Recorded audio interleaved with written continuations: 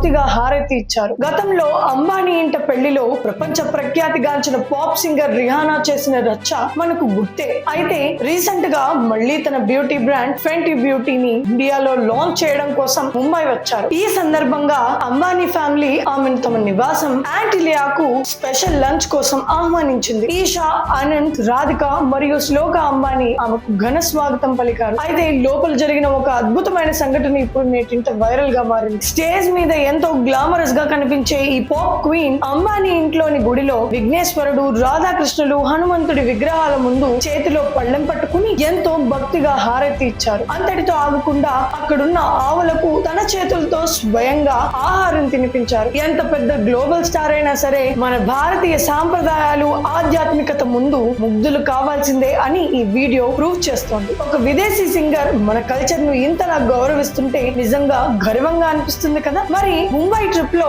రిహానా మన దేవుళ్లకు భక్తిగా హారతి ఇవ్వడం చూసాక మీకేమనిపించింది? కింద కామెంట్స్ లో చెప్పండి. మన సాంప్రదాయాల గొప్పదనాన్ని చాటి ఈ అద్భుతమైన వీడియోని లైక్ చేసి ప్రతి ఒక్కరికి షేర్ చేయండి. జై హింద్.